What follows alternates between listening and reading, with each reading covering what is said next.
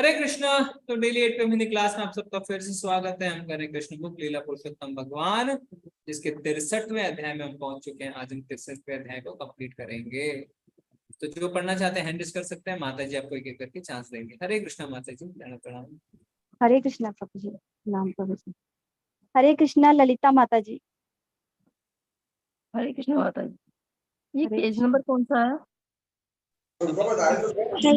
हरे कृष्णा। आता है उसे यहाँ से कहाँ?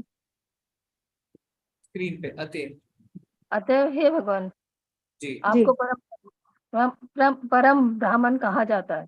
भगवत गीता में आपकी पहचान के लिए परम ब्राह्मण शब्द का प्रयोग किया गया।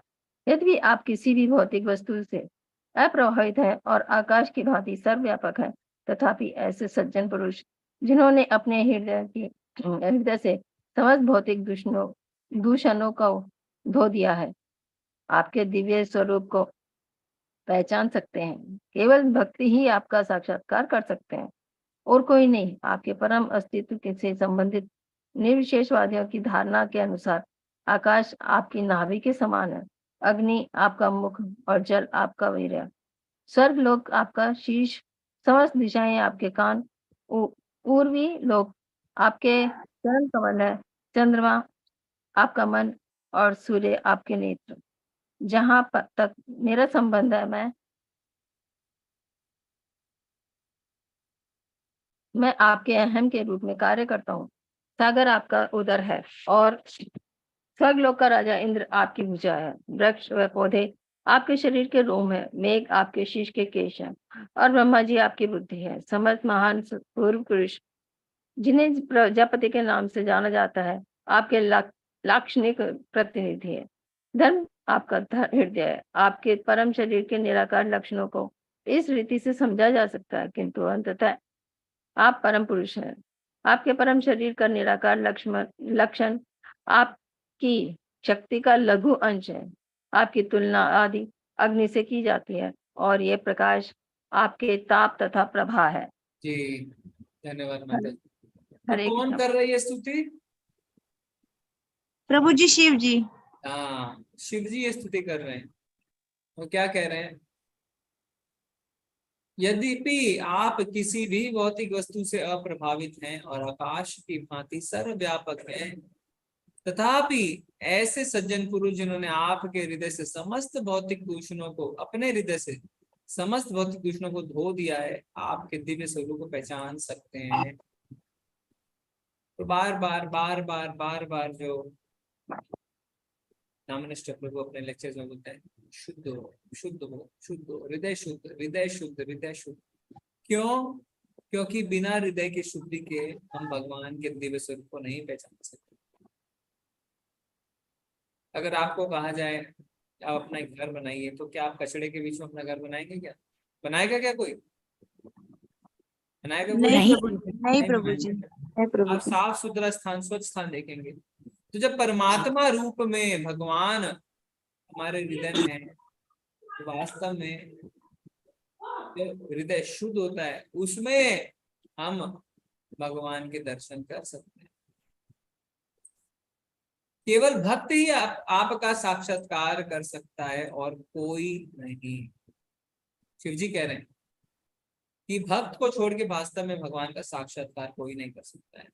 तो आप कह सकते हैं, अरे ज्ञान योगी का क्या होगा, हठ योगी का क्या होगा? ज्ञान योगी ब्रह्म ज्योति तक पहुंच सकता है, साक्षात्कार नहीं कर सकता है। ध्यान योगी अपने हृदय में परमात्मा रूप में भगवान को अनुभव कर सकता है, साक्षात्कार नहीं कर सकता, फेस टू फेस नहीं हो सकता। फेस टू फेस सिर्फ और सिर्फ भक्त हो सकते हैं। इसीलिए भगवान खुद कहते हैं, भक्तिया माम अभिजानाते। अगर मुझे जानना है तो भक्ति से ही जान सकते हो। और भक्त्या माम अभिजानाति या मनुष्य तत्वता ततो माम तत्वतो गया था विष्टे तदनंतरम। विष्टे तदनंतरम का मतलब वह व्यक्ति वैकुंठ में प्रवेश करने के योग्य होता है। तो वैकुंठ में प्रवेश करेंगे तो भगवान तो साक्षात है वहां पे ना, फेस टू फेस बैठ के बात कर सकते हैं भगवान के साथ। कौन भक्ति करते? और यहाँ पे फिर ब्रह्मा जी शिव जी बता रहे हैं कि किस तरीके से भौतिक जो जगत है वो आपका विराट रूप है। हमने भगवत गीता की क्या देखा था। जी आगे पढ़ेंगे। हरे कृष्णा रेणु वर्मा माता जी। हरे कृष्णा प्रभु जी। प्रभुपाद जी की जय। प्रभुपाद जी के द्वारा ये यहाँ से पढ़ना। यद्यपि शिव जी ने आगे कहा। जी ठीक है। शिव जी ने आगे कहा, प्रिय भगवान, यद्यपि आपकी अभिव्यक्ति सार्वभौम रूप से होती है, ब्रह्मांड के विभिन्न अंग आपके शरीर के विभिन्न अंग हैं, तथापि अपनी अचिंत्य शक्ति के द्वारा आप एक साथ स्थानीय व सार्वभौम दोनों हो सकते हैं। ब्रह्म संहिता में कहा गया है कि यद्यपि आप सदैव अपने निवास स्थान गोलोक वृंदावन में ही रहते हैं, तथापि आप सर्वस्त्र उपस्थित हैं। जैसा कि श्रीमद् भगवद गीता में कहा गया है कि आप भक्तों की रक्षा करने के लिए प्रकट होते हैं और यह समस्त ब्रह्मांड के लिए सौभाग्य का सूचक है। आपकी की कृपा से समस्त देवता ब्रह्मांड के विभिन्न व्यापारों का निर्देशन कर रहे हैं। इस प्रकार सप्त उच्च लोगों का पालन आपके द्वारा होता है और सृष्टि के अंत में आपकी सारी शक्तियों की अभिव्यक्तियां, प्रभु जी जरा से ऊपर कर दीजिए, ठीक है, अभिव्यक्तियों की आप ही के में प्रवेश कर जाती हैं, चाहे वे देवताओं, मानवों तथा निम्न कोटि के पशुओं के किसी भी रूप में हो। अस्तित्व के जी हरे कृष्णा प्रभु जी। धन्यवाद प्रभु। धन्यवाद माता जी कि आपका अस्तित्व स्थायी और सार्वभौम एक साथ दोनों हो सकता है। मतलब क्या है इसका? इसका मतलब ये है कि अब लोकली भी प्रेजेंट है और सार्वभौम यानी हर जगह भी प्रेजेंट है। ऐसा उदाहरण हम ले सकते हैं। तो जब भगवान अपने मुख में यशोदा मैया को ब्रह्मांड दिखाते हैं, तो ब्रह्मांड के अंदर भी है मौजूद उसी समय और साथ ही साथ उनके मुख में भी ब्रह्मांड है, यानी आपके निकट भी है, आपके पास भी है और साथ ही साथ पूरे ब्रह्मांड में भी है। तो ये भगवान की अचिंत्य शक्ति कहलाती है। यानी भगवान अपने धाम में निवास भी कर रहे हैं पर साथ ही साथ क्या कहते हैं, मैं हर जगह मौजूद अपनी शक्ति के द्वारा हर जगह मौजूद है। इसीलिए तो खंबे में नरसिंह देव की तरह प्रकट हो गए। अगर हर जगह मौजूद नहीं होते तो खंबे से कैसे प्रकट होते? तो इसे भगवान की अचिंत्य शक्ति कही जाती है। अस्तित्व के विशिष्ट लक्षणों से रहित सृष्टि के समस्त निकटती अथवा दूरवर्ती कारण आप ही में विश्राम लेते हैं।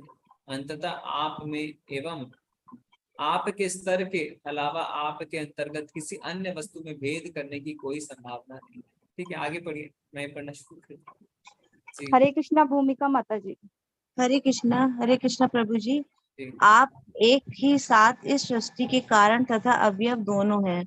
आप परम पूर्ण तथा अध्यय हैं। पदार्थों की अभिव्यक्ति में तीन स्थितियां होती हैं, चेतना की स्थिति, स्वप्न में अर्ध चेतना की स्थिति तथा अचेतन स्थिति, किंतु आप अस्तित्व की इन तीनों भौतिक स्थितियों से ऊपर हैं। अतएव आप एक चतुर्थ आयाम में अव्यवस्थित हैं एवं आपका प्राकट्य तथा तिरोभाव आपसे परे किसी वस्तु पर निर्भर नहीं है। आप सबके परम कारण हैं, किंतु आपका कोई कारण नहीं है। हे भगवान, आपकी स्थिति दिव्य है, तथापि आप स्वयं अपना प्राकट्य तथा तिरोभाव करते हैं। आप अपने षट ऐश्वर्यों के प्रदर्शन तथा अपने दिव्य गुणों के विज्ञानापार्थ ऐसा करते हैं। अपने व्यक्तिगत प्रकाश के द्वारा आप मत्स्य, कच्छप, वराह, नरसिंह, केशव आदि विभिन्न अवतारों में प्रकट हुए हैं। अपने वियुक्त प्रकाश के द्वारा आप विभिन्न जीवों के रूप में प्रकट हैं। अपनी अंतरंग। हरे कृष्ण प्रभु जी। धन्यवाद माता जी। तो यहाँ पे क्या लिख रहे हैं कि आप सबके परम कारण हैं, किंतु आपका कोई कारण नहीं है। तो ब्रह्मा जी ने इस चीज को समझाने के लिए एक बहुत ही सुंदर श्लोक लिखा है। तो बता सकता है कौन सा श्लोक है वो? हरे कृष्ण प्रभु जी। जी प्रभु जी। ईश्वर परम कृष्ण सच्चिदानंद विग्रह अनादिरादिर गोविंदम सर्व कारण कारणम। जी बिल्कुल सही। ब्रह्म संहिता के 5वें अध्याय का पहला श्लोक, अनादिर आदिर गोविंदा। अनादिर आदिर गोविंदा का अर्थ होता है कि आप सबके कारण है किंतु आपका कोई कारण नहीं।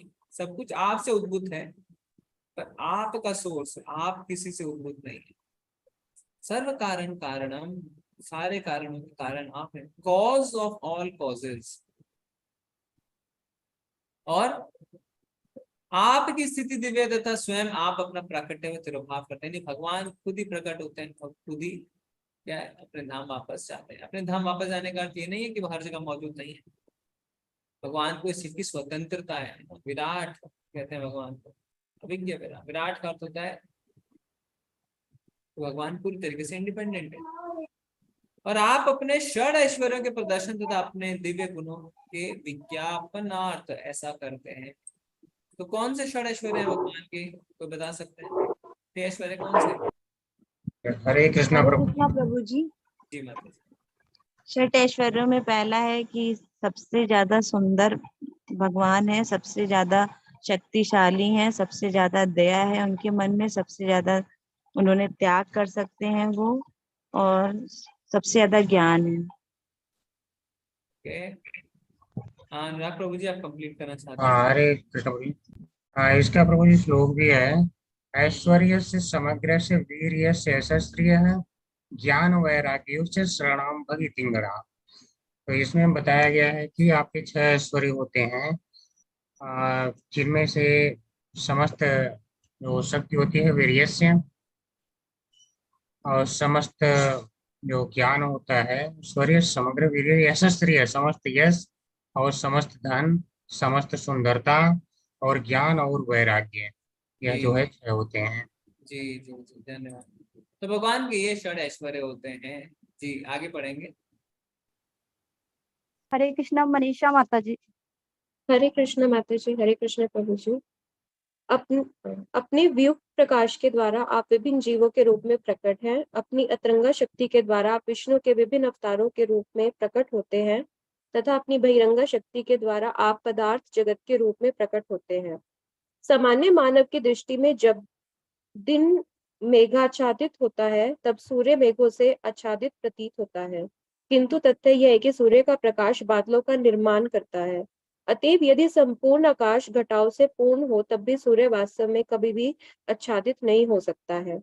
इसी भांति मानवों का अल्प बुद्धि वर्ग दावा करता है कि ईश्वर नहीं है, किंतु जब विभिन्न जीवों का प्रकाट्य एवं उनके कार्यकलाप दिखाई पड़ते हैं तब ज्ञानी जन प्रत्येक अणु में आपकी उपस्थिति देखते हैं। आपकी बहिरंगा एवं तटस्थ शक्ति के माध्यम से भी वे अणु अणु में आपके दर्शन करते हैं। अत्यंत ज्ञानी भक्तों को आपके असीम कार्यकलापों का अनुभव होता है, किंतु आपकी बहिरंगा शक्ति के प्रभाव से भ्रमित व्यक्ति इस भौतिक जगत से अपना तादात्म्य स्थापित कर लेते हैं। उनका समाज मैत्री व प्रेम से मोह हो जाता है। इस प्रकार वे भौतिक जगत के तित्रापों को स्वीकार कर लेते हैं और सुख दुख के द्वैत के भागी होते हैं। कभी कभी वे मोह के सागर में डूब जाते हैं और कभी कभी इससे उबार लिए जाते हैं। जी माता प्रिय जी। भक्त हरे जी, कृष्ण प्रभु जी। आगे पढ़ेंगे। हरे कृष्णा खुशी माता जी। हरे कृष्ण। प्रिय भगवान, केवल आपकी दया व कृपा से ही जीव को मानव शरीर प्राप्त हो सकता है और तभी उसे भौतिक जगत की दुखपूर्ण स्थिति हो मुक्ति प्राप्त करने का अवसर मिलता है। किंतु यदि मानव शरीर प्राप्त करके कोई व्यक्ति अपनी इंद्रियों को वश में नहीं कर पाता है तब वह विषय भोग की लहरों में बह जाता है। इस प्रकार वह आपके चरण कमलों की शरण लेकर आपकी भक्ति सेवा में संलग्न होने से वंचित रह जाता है। इस प्रकार के व्यक्ति का जीवन दुर्भाग्यपूर्ण है। इस प्रकार का तामसिक जीवन व्यतीत करने वाला व्यक्ति स्वयं को ठग रहा है और दूसरों को भी ठग रहा है। अतएव कृष्ण भावना मृत से रहित मानव समाज ठगों तथा ठगे जाने वालों का समाज है। प्रिय भगवान, आप वास्तव में समस्त जीवों के प्रियतम परमात्मा हैं एवं समस्त वस्तुओं के परम नियंता हैं। सदैव भ्रम में पड़ा हुआ मानव अंतिम मृत्यु से भयभीत रहता है, जी केवल विषय भोगों के। जी माता जी, धन्यवाद। हरे कृष्ण। क्या भगवान क्या बता रहे हैं शिव जी? किंतु यदि मानव शरीर प्राप्त करके कोई व्यक्ति अपनी इंद्रियों को वश में नहीं कर पाता तब वह विषय भोग की लहरों में बह जाता है। कई बार हम सोचते हैं कि बिल्कुल उल्टा सोचते हैं ना। बिल्कुल उल्टा कैसे सोचते हैं? हम ये सोचते हैं कि हमें तो मानव शरीर इसीलिए मिला है कि हम ज्यादा से ज्यादा इंद्रिय भोग कर पाए, है ना। बिल्कुल हमारी यही सोच रहती है। हम सोचते हैं अरे जानवर है, वो तो ठीक है, वो अपने हिसाब से करेगा। पेड़ क्या इंद्र भोग करेगा, पशु पक्षी क्या करेंगे। हम मानव है, वी आर एंटाइटल्ड, ये हमारा जन्म सिद्ध अधिकार है कि हम इंद्र भोग करें। पर एक्चुअली में शास्त्र उल्टा कहते हैं। शास्त्र कहते हैं कि अगर मानव शरीर मिला है फिर भी आप इंद्रियों को वश में नहीं कर पा रहे हैं, तब आप विषय भोग की लहरों में बह जाएंगे।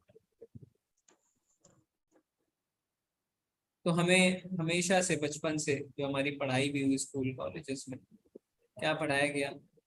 पैसे कैसे कमाना है, और दूसरी कोई शिक्षा ही नहीं मिली। और पैसे कमा के हमें पता नहीं होता क्या करें, तो हम क्या करने लग जाते हैं? इंद्रिय भोग करने लग जाते हैं। पर जो ऐसा करता है उसके लिए भगवान क्या कहते हैं दूसरे अध्याय के 44वें श्लोक में?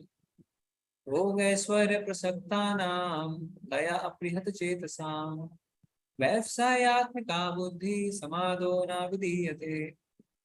भोग ऐश्वर्य प्रसक्तानां, जो भोग और ऐश्वर्य में अत्यधिक लिप्त रहता है। भोग ऐश्वर्य प्रसक्तानां दया अपृहत चेतसां व्यवसायात्मिका बुद्धि, तो जो बुद्धि उसको चाहिए भक्ति में लगने के लिए, समाधो न विधीयते, वो ऐसा नहीं कर पाता। यानी जो अत्यधिक भोग और ऐश्वर्य में लिप्त रहता है उसकी बुद्धि भक्ति में दृढ़ नहीं हो सकती। तो यानी हम सोचते हैं प्रभु जी इसमें तो लिखा है अत्यधिक। हम अत्यधिक लिप्त नहीं होते, थोड़ा थोड़ा होते हैं। कैसे पता चलेगा कि अत्यधिक हो गया है? आप खुद बताइए मेरे को, कैसे पता चलेगा? कोई व्यक्ति एक गाड़ी इस्तेमाल करता है, उसको रियलाइजेशन होता है, वो सोचता है मैं अत्यधिक व्यवहार कर रहा हूँ उससे अपने पर्सनल चीज के लिए। कोई 4 गाड़ी भी इस्तेमाल करके बोलता है नहीं अभी अत्यधिक नहीं है, सब्जेक्टिव है। हमारा माइंड हमारे साथ गेम खेल सकता है और कह सकता है नहीं अभी अधिक नहीं हुआ है, अभी भोग करते रहो, अभी भोग करते रहो, अभी भोग करते रहो। पर ऐसा करेंगे तो क्या होगा? ऐसा करेंगे तो हम भगवान की भक्ति दृढ़ता से नहीं कर पाएंगे। तो इसका अर्थ ये नहीं है कि हम चीजों का इस्तेमाल ना करें। इसका अर्थ ये है कि हम चीजों को भगवान की सेवा में लगाएं, अपनी सेवा में नहीं लगाएं। ये इंपॉर्टेंट है। इसे कहते हैं युक्त वैराग्य। अच्छी बात है लक्ष्मी होना, अच्छी बात है सारी चीजें होना, पर आप देखिए कि किस तरीके से आप उसे भगवान की सेवा में लगा रहे हैं। क्या वो भगवान की सेवा में लग रही है या वो आपकी सेवा में लग रही है? क्या आप एडिक्टेड हो गए हैं उसके, और उसके बिना आपका काम नहीं चल पा रहा है क्या? ऐसे करके आप अपने आप को टेस्ट कर सकते हैं कि कितने आप लिप्त हो चुके हैं। इस प्रकार के व्यक्ति का जीवन दुर्भाग्यपूर्ण है। बहुत स्ट्रॉन्ग स्टेटमेंट है, शिव जी कह रहे हैं दुर्भाग्यपूर्ण है, कोई फायदा नहीं है ऐसे जीवन का, है ना। इस प्रकार का तामसिक जीवन व्यतीत करने वाला व्यक्ति स्वयं को ठग रहा है और दूसरों को भी ठग रहा है। तो हम खुद बेवकूफ बन रहे हैं और कुछ भी नहीं है। हमारे इंद्रियां में, हमारा मन में मूर्ख बना रहे हैं। अगर हम ऐसा कर रहे हैं, अगर हम बहुत ज्यादा लिप्त हैं, कैसे पता चलता है भगवत गीता से इस बात का? भगवत गीता में भगवान कहते हैं क्या,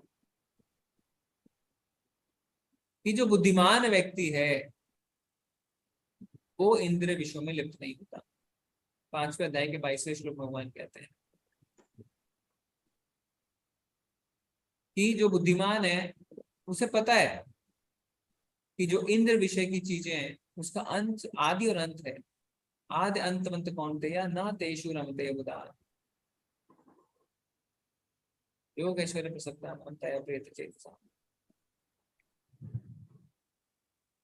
उसे पता है कि मैं ज्यादा इंद्र तृप्ति में अगर घुसूंगा तो मुझे दुख ही मिल सकते हैं, दुख छोड़कर कुछ नहीं मिल सकता है।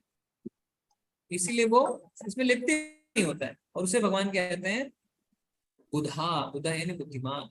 तो भगवान हर जगह में एविडेंस दे रहे हैं, हर जगह बता रहे हैं कि वास्तव में इन चीजों से ऊपर उठो और बुद्धिमान बनो। और शिव जी उसी बात को यहाँ पे हमें बता रहे हैं।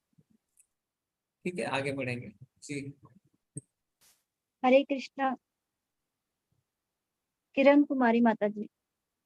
जी माता जी। हरे कृष्णा प्रभु जी। नहीं दिख रहा। हाँ।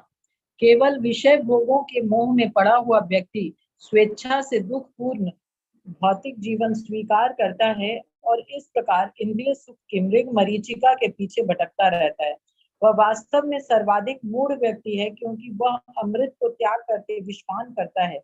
प्रिय भगवान, ब्रह्मा जी तथा मेरे सहित सभी देवताओं, महान संतों तथा ऋषि मुनियों ने अपने हृदयों को भौतिक मोह से विरक्त कर लिया है और आपकी कृपा से हम सब ने संपूर्ण हृदय से आपके चरण कमलों की शरण ग्रहण कर ली है। हम अपने आप को परमेश्वर तथा अपना प्राणपति स्वीकार कर लिया है। हम सब ने आपको परमेश्वर तथा अपना प्राणपति स्वीकार कर लिया है। अतएव हम सब ने आपकी शरण ग्रहण की है। आप इस सृष्टि के मूल कारण हैं, आप इसके परम पालक हैं एवं आप ही इसके प्रलय के भी कारण हैं। आप सबके प्रति संभाव रखते हैं। आप प्रत्येक जीव के सर्वाधिक शांति प्रिय परम मित्र हैं। आप सबों के आराध्य हैं। प्रिय भगवान, हम सदैव आपके दिव्य प्रेम सेवा में संलग्न रहे, जिससे कि हम इस भौतिक बंधन से मुक्ति प्राप्त कर सके। जी माता जी, धन्यवाद। आगे पढ़ेंगे। हरे कृष्णा निभु सिंह माता जी। हरे कृष्णा प्रभु जी। प्रिय भगवान, अंततः मैं आपसे निवेदन करता हूँ कि बानासुर मुझे अत्यंत प्रिय है। उसने मेरी बहुमूल्य सेवा की है, अतः मैं सदैव उसे सुखी देखना चाहता हूँ। उससे प्रश्न होकर मैंने उसे सुरक्षा का आश्वासन दिया है। प्रिय भगवान, मेरी आपसे प्रार्थना है कि जिस प्रकार आप उसके पूर्वज राजा प्रहलाद एवं बलि महाराज पर प्रसन्न हुए थे, उसी भांति आप उस पर भी प्रसन्न हो। शिव जी की स्तुति सुनकर भगवान श्री कृष्ण ने भी उन्हें भगवान कहकर संबोधित किया और कहा, प्रिय भगवान शिव, मैं आपके कथनों को स्वीकार करता हूँ तथा बानासुर के प्रति आपकी इच्छा भी मुझे स्वीकार है। मुझे ज्ञात है कि यह बानासुर बलि महाराज का पुत्र है और मैं उसे नहीं मार सकता हूँ, क्योंकि मैंने ऐसा वचन दिया है। मैंने राजा प्रहलाद को वरदान दिया था कि उनके परिवार में जन्म लेने वाले असुरों का मैं कभी भी वध नहीं करूंगा। अतः इस बानासुर का वध न करके मैंने उसके मिथ्या अभिमान से वंचित करने के लिए केवल उसकी भुजाएं काट दी है। उसके सैनिकों की विशाल संख्या इस धरती का बोझ बन गई थी और उस बोझ को कम करने के लिए मैंने उन सबका वध कर दिया है। अब बानासुर के पास 4 भुजाएं शेष है और भौतिक दुख सुख से अप्रभावित रहकर अमर रहेगा। मुझे ज्ञात है कि वह आपके प्रमुख भक्तों में से एक है। धन्यवाद। आगे हरे पढ़िए। कृष्ण। हरे कृष्णा रंजय चौधरी प्रभु जी। हरे कृष्णा प्रभु जी। शिला प्रभुपाद जी की जय। शिला प्रभुपाद जी के द्वारा मुझे ज्ञात है कि वह आपके प्रमुख भक्तों में से एक है।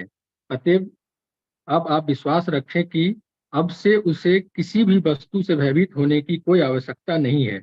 जब बनासुर को इस प्रकार का भगवान कृष्ण का आशीर्वाद प्राप्त हो गया, तब उसने श्री भगवान के सम्मुख आकर अपना सिर भूमि पर रखकर उन्हें प्रणाम किया। उसने तत्काल अपनी पुत्री उषा सहित अनिरुद्ध का रथ पर वहां लाने का प्रबंध किया और उन्हें भगवान श्री कृष्ण के समक्ष प्रस्तुत किया। शिव जी के आशीर्वाद से उषा भौतिक रूप से अत्यंत ऐश्वर्यमयी हो गई थी। इसके उपरांत भगवान श्री कृष्ण ने उषा तथा अनिरुद्ध को अपने संरक्षण में ले लिया। इस प्रकार एक अक्षौहिणी सेना को आगे करके श्री कृष्ण द्वारका की ओर अग्रसर होने लगे। इसी मध्य द्वारका वासियों को यह समाचार प्राप्त हुआ कि अत्यंत ऐश्वर्य सहित श्री कृष्ण अनिरुद्ध तथा उषा के साथ लौट रहे हैं। अतएव उन्होंने नगर के कोने कोने को पताकाओं, कागज की रंगीन पट्टियां तथा पुष्प मालाओं से अलंकृत किया। समस्त प्रशस्त मार्गों एवं चौराहों को भली भांति स्वच्छ करके उन पर चंदन मिश्रित जल छिड़क दिया गया।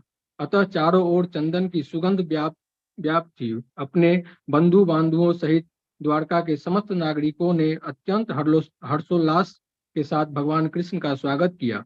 उस समय जी प्रभु जी, धन्यवाद। हरे कृष्ण प्रभु जी। हरे कृष्ण। आगे बढ़ेंगे।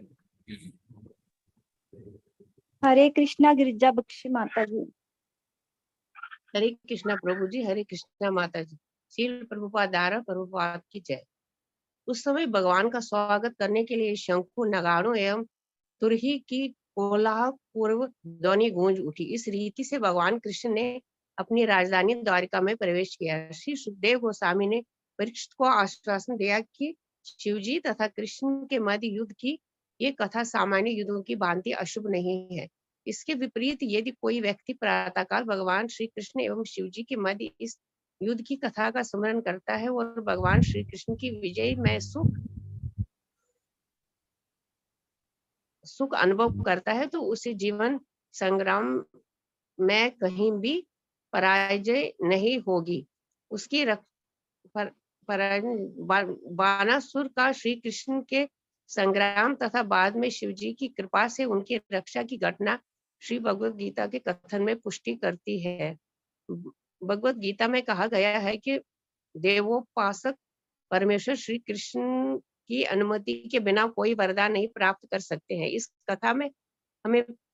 कथा में हम पाते हैं कि यद्यपि बानासुर शिवजी का महान भक्त था, तो जब श्री कृष्ण के हाथों उसकी मृत्यु होने वाली थी तब शिवजी उनकी रक्षा करने में समर्थ नहीं हुए, किंतु शिवजी ने श्री कृष्ण से अपने भक्त की रक्षा करने की प्रार्थना की और इस प्रकार भगवान ने उसकी प्रार्थना स्वीकार की। भगवान श्री कृष्ण का यही पद है, वो संबंध में भगवत गीता में प्रयुक्त शब्द है मयेव वही तान ही तान। इसका अर्थ है कि परम भगवान की अनुमति के बिना कोई भी देवता अपने उपासकों को कोई वरदान नहीं दे सकता है। इस प्रकार लीला पुरुषोत्तम भगवान श्री कृष्ण के अंतर्गत भगवान श्री कृष्ण का बानासुर से संग्राम नामक रासफेश अध्याय का भक्ति वेदांत तात्पर्य पूर्ण हुआ। हरे कृष्णा प्रभु जी। हरे कृष्णा। तो इसका अर्थ यह है कि परम भगवान की अनुमति के बिना कोई भी देवता अपने उपासकों को कोई वरदान नहीं दे सकता। भगवान भगवत गीता में भी से साफ साफ कह देते हैं कि वास्तव में जो देवी देवताओं की पूजा कर रहा है वो मेरी पूजा कर रहा है, तो वो त्रुटिपूर्ण ढंग से कर रहा है। त्रुटिपूर्ण ढंग से क्यों? क्योंकि पेड़ में अगर आपको जल दे रहे हैं और उसकी जड़ में नहीं डाल के अगर आप टहनियों में पानी डालेंगे, पत्तियों में पानी डालेंगे, पानी तो आप डाल रहे हैं पर त्रुटिपूर्ण ढंग से कर रहे हैं। और जो देवी देवता आपको कुछ आशीर्वाद भी देते हैं तो वास्तव में भगवान के द्वारा ही सैंक्शन किया जाता है, क्योंकि भगवान तानाशाह नहीं है। भगवान ये नहीं कहते हैं हाँ मेरे पास ही आओ, नहीं तो ऐसा ऐसा ऐसा। भगवान चाहता है कि हृदय से आप शुद्ध हो और इस बात को पहचाने, फिर भगवान की शरण ग्रहण करें। तो भगवान शरणागति की बात करते हैं। और कैसे प्रूव होता है? इसलिए प्रूव हो जाता है क्योंकि भगवान भगवत गीता में कहते हैं कि जिसके प्रति श्रद्धा रहती है वो श्रद्धा में दृढ़ कर देता है। तो देवी देवताओं के प्रति श्रद्धा तो वो दृढ़ कर देता है। इसी तरीके से अगर भगवान के प्रति हमारी श्रद्धा है तो भगवान उसको भी दृढ़ करता है और भगवान की भक्ति अच्छे से करता है। ओके, तो हमारा 63वां अध्याय खत्म होता है। परसों सोमवार को हम 64वें अध्याय की शुरुआत करेंगे, राजा नृत्य की कथा। बड़े फेमस है राजा नृत्य, है ना? सब जानते हैं राजा नृत्य को कि नहीं जानते हैं? जी प्रभु जी जानते हैं, सारे लोग जानते हैं। जो छिपकली बन गए थे जो बड़ी सी। हाँ, तो लेवल 1 में काफी फेमस है ये राजा। तो अभी हम देखेंगे कि इनके असल में क्या कथा थी। ठीक है, हरे कृष्णा। सबका बहुत बहुत धन्यवाद। आप एकादशी का व्रत कर रहे हैं सारे लोग? जी प्रभु जी। जी प्रभु जी। कितने राउंड्स जितने मालाएं कितनी कर ली हैं? 48 अब तक 4 हुई है प्रभु जी। 48 प्रभु जी। 38 30 बोला भी 44 48 16 हुई।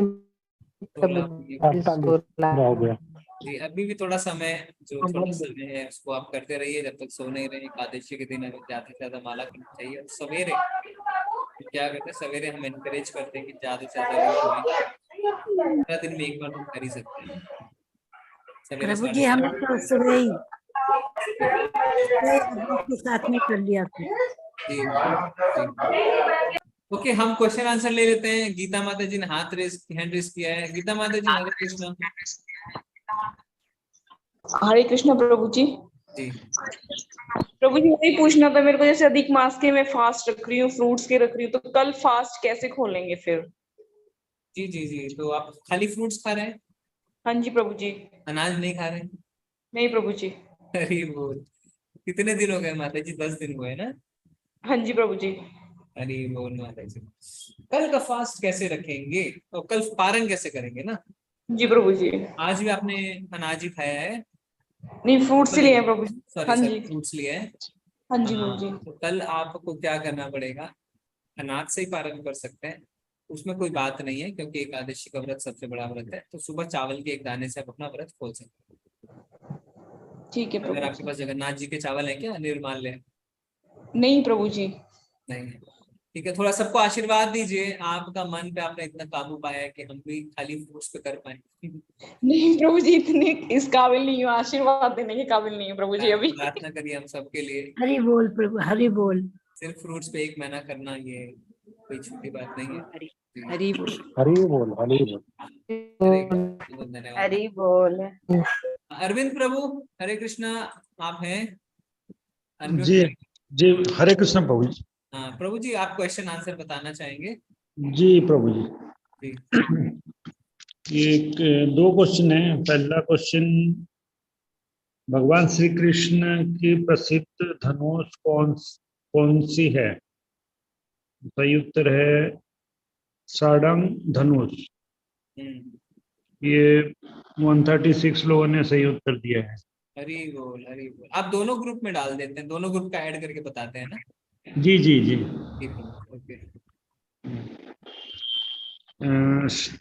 श्री कृष्ण के आक्रमण से बचने और रणभूमि से पलायन करने के लिए बाणासुर ने किसकी सहायता ली थी? ये सही उत्तर है कोटरा देवी। इसका सही उत्तर तो 14 लोगों ने दिया है, रॉन्ग आंसर जो है 112 लोगों ने दिया है। सब शिव जी की भक्त है ना, सब जी शिव। जी। ये अच्छा जी क्वेश्चन, ये बहुत अच्छा क्वेश्चन है, क्योंकि जनरली हम सोचते हैं शिव जी ने उनकी तरफ से लड़ाई करी, शिव जी, बट प्रभु जी ने उस एक मोमेंट के लिए ना, जब उनकी देवी प्रकट हुई थी और कृष्ण जी ने अपना चेहरा घुमा लिया, तो इसका मौका देख के भाग गए।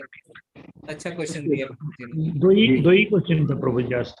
Thank you Prabhu ji, thank you for your सेवा। जी हाँ, हरे कृष्ण प्रभु। हरे कृष्ण। वैष्णवी माता जी, हरे कृष्ण। अनम्यूट कर सकते। हरे कृष्ण, हरे कृष्ण प्रभु जी।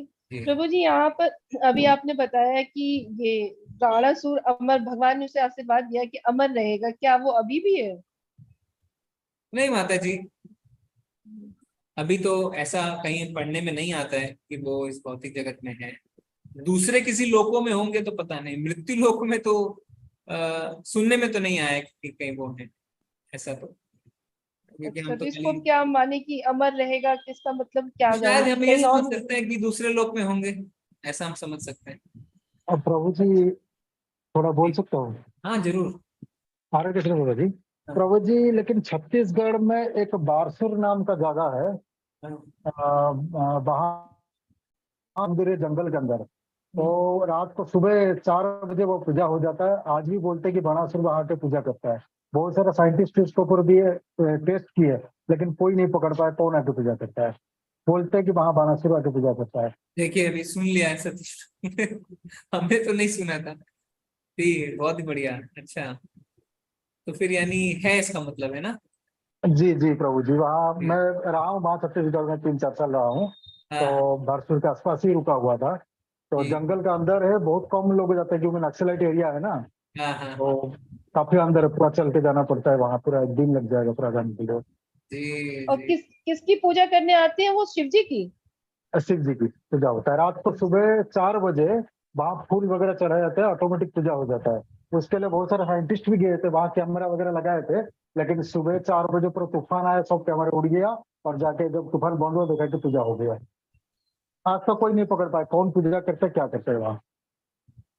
बहुत ही सुंदर प्रभु जी, धन्यवाद धन्यवाद। प्रभु जी, न्यूज में ऐसा बताया था एक बार, जो आधी हकीकत आधी फसाना बताते हैं वो न्यूज हाँ वाले। जी जी जी जी, मैंने भी यही अभी रिमाइंड किया, ये मैंने देखा था, ये मैंने वाला भी सुना एपिसोड। था प्रभु जी, देखा। हाँ जी प्रभु जी, प्रभु जी, बाणासुर को जो है कन्याकुमारी देवी जी ने मारा था। बाणासुर जी, उसने वरदान मांगा था कि एक कुमारी कन्या ही मेरी जो है हत्या कर सके, ऐसा उसने वरदान मांगा था। अभी तो कंफ्यूजन हो गया है कि मरा कि अभी अमर है। मरा था प्रभु जी, मरा था वो जो है, बाद में उन्होंने मारा। कृष्ण जी ने इसीलिए छोड़ भी दिया था। एक कारण उनमें से ये भी था क्योंकि इनके हाथ से मृत्यु उसकी नहीं होनी थी। उसके वरदान के अनुसार कुमारी कन्या ही मार सकती थी। और इसके लिए दुर्गा देवी को पुनः जो है जन्म लेना पड़ा था, और उन्होंने शादी भी नहीं किया। कन्याकुमारी जो मंदिर है इसी उन्हीं का मंदिर है अभी, जो कन्याकुमारी वाला मंदिर है। देखिए बड़ा कंफ्यूजन है। ठीक है, हम प्रभु जी इसको कोई कंफ्यूजन नहीं है, मैंने पूरा शिव पुराण में पूरा पढ़ा है। ये बड़ा अच्छा प्रसंग है। ये जी वर्णन आया था कि उसको जो है कृष्ण भगवान छोड़ देते हैं, उनमें से एक भी कारण था। तो उसकी मृत्यु किसी कुमारी कन्या के हाथ से होनी थी, क्योंकि उसे अहंकार था कि कोई कुमारी कन्या तो मुझे मार नहीं पाएगी। शक्ति का अहंकार था, इसलिए उसने ऐसा वरदान मांगा था। ओके ठीक है, थैंक यू प्रभु जी। पर हमारा सब्जेक्ट मैटर अलग है, अभी तो हम इस पे ज्यादा चर्चा नहीं करेंगे। बहुत सारे प्रसंग आते हैं देखिए, और वास्तव में बहुत पॉसिबल नहीं है ना कि हम सब कुछ का इंफॉर्मेशन रख। प्रभु जी, जी मैं आपसे एक बात शेयर करना चाहती हूँ। बोलिए। आज क्या हुआ ना, सुबह हमने आरती तो रोज ही करती हूँ साथ में, फिर मेरा मन आया कि मैं अभी पूरी माला कर लेती हूँ। फिर वो पूरी बैठ के 7 बजे तक रही। उसके बाद मेरी जरा समझ ना 2 मिनट आंख बंद कर लेते हैं, तो मैंने थोड़ा सा सुस्ती आ रही थी तो आंख बंद कर ली, तो मैंने देखा मैं मैंगलोर पहुंच गई मोटरसाइकिल से। और प्रभु जी सच बता रही हूँ, व्रत है, झूठ नहीं बोल रही हूँ। प्रभु जी भी उठे हैं उसी समय, एनएनडी प्रभु जी। तो मैंने झुक के इनको प्रणाम किया, तो उन्होंने मेरे सर पे हाथ रखा। फिर मैंने जेब में कुर्ती पहनी, मुझे याद है, जेब में से जो भी अब बताऊंगी नहीं मैंने निकले, तो मैंने उनके हाथ में दी, उन्होंने ले लिए। तो फिर मेरे बेटे ने भी वहां चढ़ा दिया। मैंने बेटे से कहा, बोला पहला काम करो, पहले दान करो। आज मैंने बहुत अच्छा सपना देखा है। प्रभु जी बहुत खुशी हुई। मैं आज की एकादशी के दिन मुझे प्रभु जी के दर्शन हो गए। जी और मैंने महसूस अभी भी कर रही हूँ उनका हाथ अपने सर पे। हरि बोल हरि बोल। भगवान तो कहते मैंने हैं आपसे मन मना वह मत भक्तो मद्या जी सच आज कितनी हर समय पूरी हमें सच्ची भगवान के बारे में धन्यवाद माता जी, अच्छा लगा सुन के। कशिश माता जी आप कुछ कहना चाहते हैं, बताइए। कशिश हरे माता कृष्ण प्रभु जी, जी। माता जी मुझे जानना था कि अभी जो हम कथा पढ़ रहे थे उसमें शिवजी जी ने गीता के बारे में कहा था कि इसमें कुछ लिखा हुआ था, अभी मुझे याद नहीं आ रहा। तो फिर जब उन्हें गीता के ज्ञान के बारे में मालूम था तो उन्हें ये नहीं मालूम था कि वो भगवान है, श्री कृष्ण है जो कि उनसे लड़ाई करने जी जी जी जी जी। मैं आपकी आवाज, हाँ आपकी आवाज थोड़ी सी कट रही थी, मैं सबको प्रश्न बता देता हूँ। तो माता जी कह रहे हैं कि जब शिव जी ऐसा ज्ञान दे रहे हैं, जो भगवान ने गीता में ज्ञान दिया, तो क्या उनको पता नहीं था भगवान है, तो फिर वो लड़ क्यों रहे थे? तो जैसा हमने कल कहा था कि भगवान को जब लीला करनी होती है तो भगवान के अरेंजमेंट हमें समझनी है ना। भगवत गीता में अर्जुन क्या भगवान के भक्त नहीं थे? अर्जुन तो भगवान के कितने बड़े भक्त हैं। तो उन्होंने ऐसा क्यों किया? क्योंकि भगवान को भगवत गीता का ज्ञान देना था। तो भगवान ऋषिकेश है, वो किसी की भी इंद्रियों को वश में कर सकते हैं। तो भगवान को जब लीलाएं करनी होती है वो अपने भक्तों के माध्यम से इस तरीके से लीलाएं करते हैं। ठीक है जी। ओके डॉक्टर प्रीति मिश्रा माता जी, हम लास्ट हैंड लेते हैं फिर हम चलेंगे। हरे कृष्ण प्रभु जी, जी माता। मुझे ये पूछना था कि मैंने ये लेवल 2 का कोर्स 80th कोर्स जो मतलब एपिसोड जो आपका चल रहा है, तो 80 एपिसोड पे ज्वाइन किया है। तो मुझे ये लेवल 2 नहीं है, ये लेवल 2 नहीं है, ये डेली 8 PM हिंदी है, जिसमें हम सिर्फ श्रवणम करते हैं। कोई हाँ, तो मुझे समझ में नहीं आ रही है कि मैंने शुरू से नहीं किया ना, तो मेरा कैसे होगा? नहीं कोई प्रॉब्लम नहीं है। हम कृष्ण बुक कर रहे हैं, कृष्ण बुक में 90 लीलाएं हैं, हर लीला अलग अलग है, अलग अलग। तो अभी कोई भी लीला देखिए आपको समझने में दिक्कत नहीं आएगी। तो पहले जो आपके छूट गए हैं कुछ, उसको आप क्या कर सकते हैं, कृष्ण बुक अगर आपके पास है तो अपने आप से पढ़ना शुरू करिए। नहीं तो वीडियोस जो है हमने YouTube का लिंक रोज प्रेमलता माता जी डाल देते हैं, उससे आप शुरू कर दीजिए सुनना। तो आपको एक ये रिपीट नहीं होगा प्रभु जी? कुछ भी होगा माता जी, पर समय लगेगा ना। अभी तो हम 63rd चैप्टर में 90 चैप्टर है, फिर हो सकता है उसके बाद हम दूसरी बुक शुरू कर दें। तो जैसे हम इतना सारा इतनी जल्दी तो नहीं पढ़ पाएंगे, तो हम जो सुन रहे हैं वो हमें जल्दी है, जल्दी क्या है, जल्दी क्या है, जल्दी कुछ नहीं है, धीरे धीरे पढ़िए। एक चैप्टर अगर आप एक दिन में पढ़ेंगे तो हाफ एन आवर से, खुद से पढ़ेंगे तो हाफ एन आवर से ज्यादा नहीं लगेगा। छोटे छोटे रिकॉर्डिंग है, मेरे पास रिकॉर्डिंग है, तो उससे हम सुन लें। हाँ सुन सकते हैं रिकॉर्डिंग से, नहीं तो अच्छा रहेगा कि आप बुक पढ़ लें। रिकॉर्डिंग में 1 घंटा सुनेंगे, धीरे धीरे हम डिस्कशन करते हैं, पढ़ेंगे तो। ये नाम क्या है इसका? कृष्ण लीला पुरुषोत्तम भगवान। अच्छा, ये इस्कॉन मंदिर में मिलती है? हाँ मिल जाएगा, मिल जाएगा। अच्छा, और ऑनलाइन ठीक है। अमेजोन में भी मिल जाएगा, ऑनलाइन भी मिल जाएगा, मंगा सकते हैं। कृष्ण कृष्णा लीला पुरुषोत्तम भगवान। ठीक ठीक है, है, कोई धन्यवाद। सेवा दीजिए और व्हाट्सएप में एक अमेजोन का लिंक डाल दीजिए खरीदने का, और जिसको ठीक। खरीदनी है वो किताब खरीद सकते हैं। माता जी आप व्हाट्सएप से उठा सकते, आप व्हाट्सएप में है ना डायरेक्ट में, हाँ हाँ हाँ, वहां से आपको मिल जाएगा। ठीक है, ठीक है, धन्यवाद धन्यवाद। ओके, हम चलेंगे। बहुत बहुत धन्यवाद आप सभी का। परसों मिलेंगे। वांछा कल्पतरुभ्यश्च कृपा सिंधुभ्येव च पतितानां पावनेभ्यो वैष्णवेभ्यो नमः। अनंत कोटि वैष्णव वृंद की जय। हरे कृष्णा प्रभु की हरे जय। कृष्णा प्रभु जी। हरे कृष्णा प्रभु की जय। हरे कृष्णा प्रभु जी।